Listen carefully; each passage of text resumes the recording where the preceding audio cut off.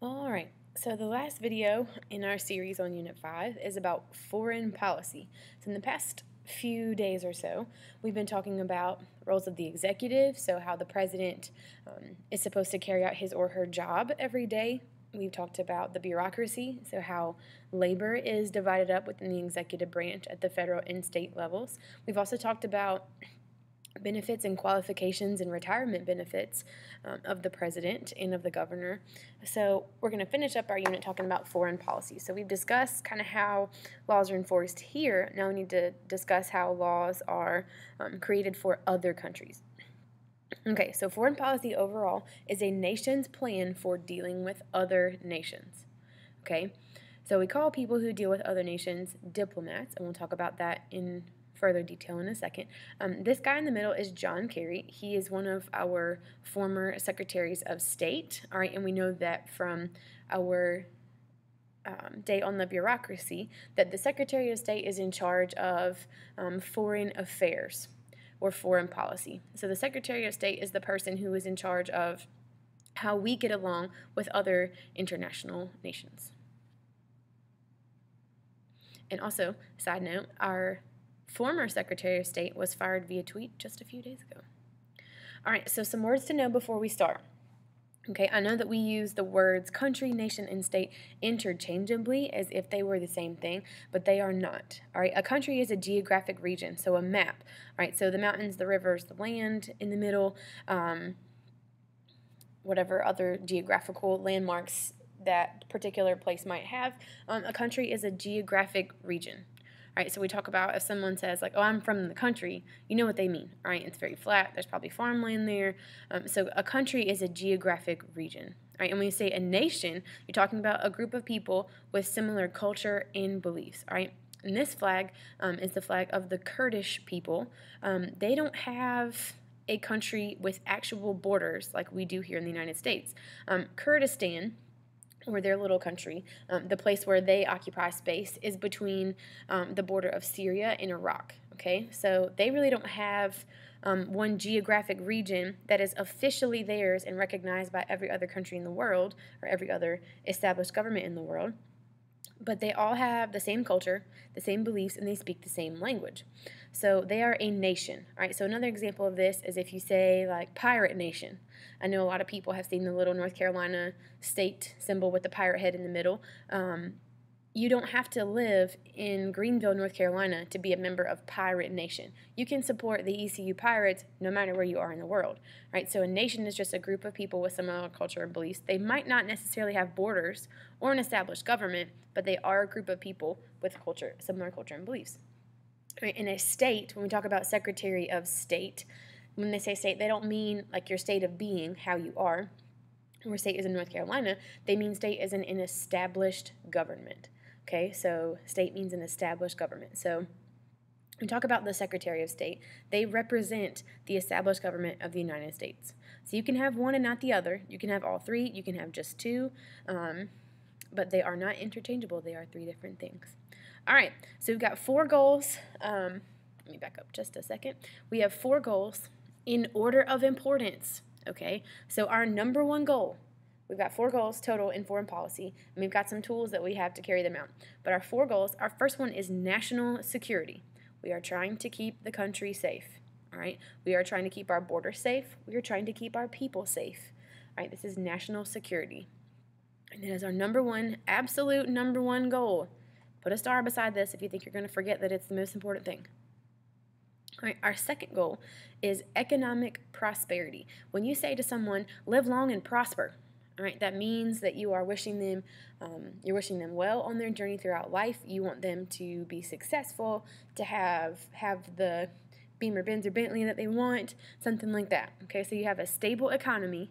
You want your economy to do well, and you want to be able to trade with other countries. Because we in the United States do not have every single resource that we require for daily life. All right? We do not grow coffee here in the United States. We do not grow tea here in the United States. So we have to go elsewhere to get those resources and bring them back over here into the United States. We have to trade with other countries. So we want to make sure that we have a good relationship with other countries so that we can be prosperous and that we can have a good, stable economy. Our third goal is to promote democracy. So our goal is to bring democracy to oppressed nations. Now, if you are oppressed, that is not the same thing as depressed, right? If you're depressed, you're usually a little sad. You're just kind of in a funk. You can't really get positive in any way. To be oppressed means that you have been pushed down or forced to do something, or you have no freedom.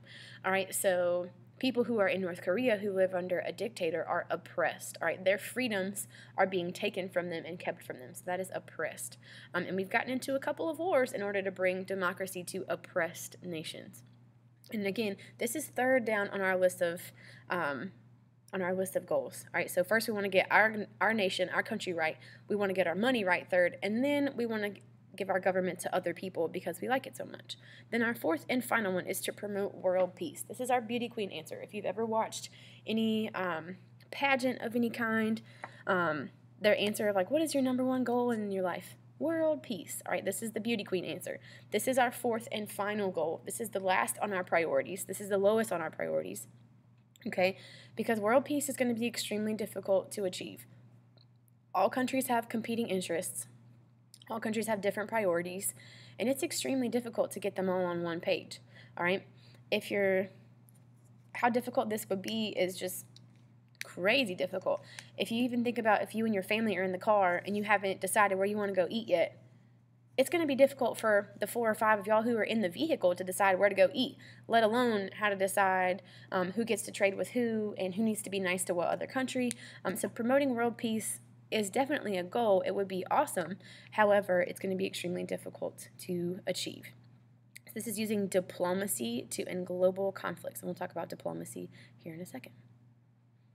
All right, so who makes foreign policy? Who's in charge of writing this down? All right, so a policy is a rule or a list of rules or a goal that you have for something. My policy on cell phones is that I don't want to see them, and then you have a 3-strike rule on them. So that's a policy that I have. That's a set of expectations. So who actually makes these set of expectations for other countries? The president suggests this. The Secretary of State helps, and the House Foreign Relations Committee helps as well. So now this is the executive branch up here, the president, somebody else in the executive branch. The whole Department of State helps with this. There's a whole department dedicated to making laws and policies and agreements with other countries. And then we can't just have one branch. We can't give all the power to one branch because that would be them. Well, that would give them the ability to abuse their power. So we also have the House of Representatives Foreign Relations Committee to help out in making foreign policy. All right, so we've got 4 goals, and we have 5 tools in order to accomplish these goals. Our first goal is diplomacy, and we've heard that word a couple of times now, and here's what it means. To build relationships with other countries to avoid conflict, right? Diplomacy. All right, we want to build a relationship with another country to avoid conflict. All right, so right now, there are some rumors floating around that Donald Trump is going to go have a meeting with Kim Jong-un, who is the current leader of North Korea. Now, I highly doubt that will happen because the meeting itself, the terms of it are that you cannot meet with one another until North Korea decides to suspend or get rid of their nuclear weapons program. They are not going to get rid of their nuke program. That is not going to happen. All right. However, we do want to build a relationship and talk it out with another country to avoid conflict. All right. So our goals were in order of importance, and our tools that we've talked about. All right. So go back just a little bit. Our 5 tools are in order of intensity. So we use the least amount of force as our first response to a conflict with another nation, and then we go up in intensity from there. All right, so this is a side note under diplomacy. This uses both ambassadors and embassies. Okay, so ambassadors are people who are appointed by the president and approved by the Senate to represent the United States in other countries. All right, and an embassy is a country's headquarters in another country. This is like home base. So if you go back here, this building right here at the bottom, y'all know I love talking about South Africa. This is the United States Embassy in the capital of South Africa called Pretoria. So if you get in trouble in South Africa and you're American and you run your happy little tail into the embassy, the second that you step foot in the embassy, you are technically on American soil. All right, so an embassy is like a home base in another country. So when I was younger in middle school, I got to go on a leadership conference to Washington, D.C., and we were invited to go to the Saudi Arabian embassy for dinner one night. So if I'd had my passport with me, the second that I stepped my foot inside of the door of that embassy, I could have gotten my passport stamped as if I had been to Saudi Arabia. Now, I never went out of the country, technically. I never went outside of the borders, but that is like home base for another country. It's like their headquarters. But the moral of the story, don't get in trouble in a foreign place. You'll be on locked up abroad, and that'll be sad. All right, our second one is foreign aid, bringing goods and services to underprivileged countries. So foreign aid, obviously, if you're aiding someone, you are helping them in some way, shape, or form. All right, after World War II was finished, Germany was not trusted with its own government, so we kind of split it down the middle. We split the western half, went to the United States and its allies, so England, Great Britain, France, or they're the same thing, Great Britain and France, Belgium, all of that. We got the western half of Germany, and Russia got the eastern half of Germany. Now, at this point in time, at the end of World War II, Russia was full-out communist, and they were just getting rolling with their communist government, and the people in East Berlin were poor. They were hungry. They were starving. So we did what was called, the United States government, in response to this, did what was called the Berlin Airlift, and had several members of the Air Force and a couple flight members of the Army drop off food, blankets, canned goods, candy, supplies over into East Berlin. Now, at no point did a plane land in East Berlin. At no point did anybody in the United States government ask Russia for permission to do this, but we saw a need that needed to be met, okay? So we were trying to meet the needs of the people and gave them food and clothing in order for their life to be better. So this is foreign aid.